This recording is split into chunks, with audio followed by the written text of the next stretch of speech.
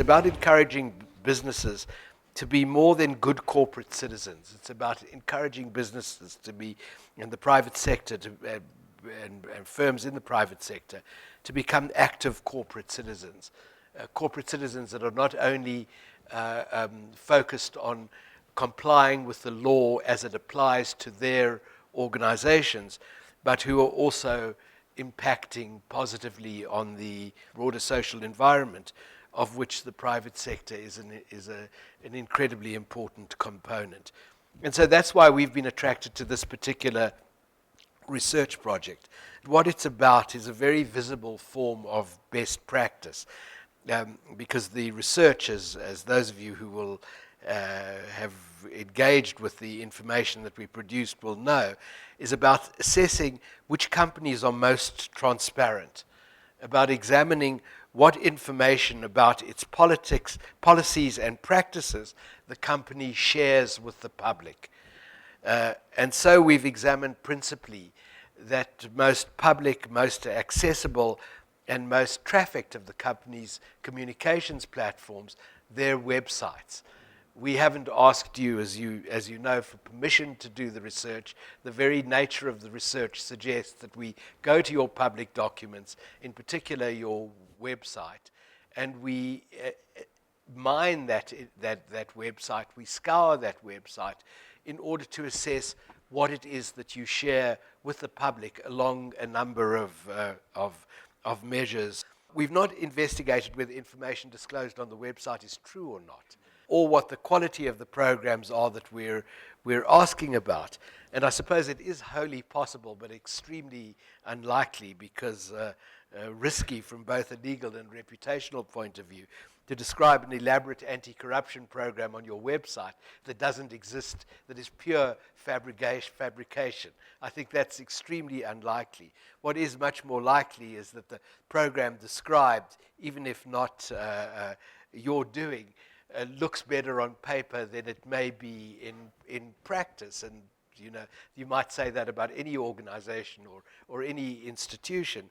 But our contention is that what is important, and this is all that we are examining, is what it's important is for a company to communicate with its public stakeholders.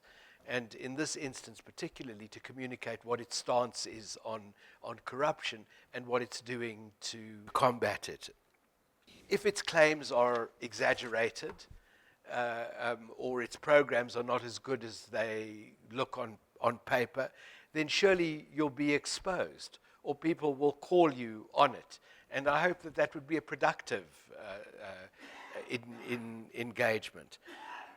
If it describes a successful and a comprehensive anti-corruption program that earns it the respect of its stakeholders and a high score in this project, then surely its competitors will respond in the same way that they would if your competitor were to produce a new product. You'll try and emulate it.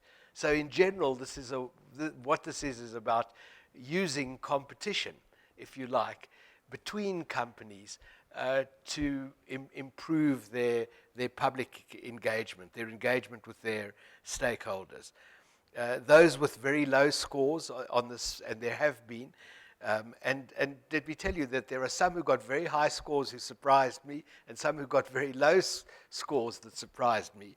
Those with low scores may well discover that their problem was a communication problem, that they had world-class programs in place, but they'd not thought to disclose them to the public. I think that happens. Having learned, hopefully, from this project what is important to disclose, hopefully they'll now disclose them. I mean, a couple of firms, after we started doing the project and they saw their low scores, actually put up new information on their websites, which is absolutely fine. That's exactly what we want to achieve. Or the firms may indeed discover that they've not followed best practice in their anti-corruption programs and the like, and hopefully they'll be encouraged to do so and to boast about it on their website. So either way, the number of firms who publicly subscribe to best practice in corporate transparency will have increased, whatever the reaction is. And this is what our objective, and this is what our agenda is with this research.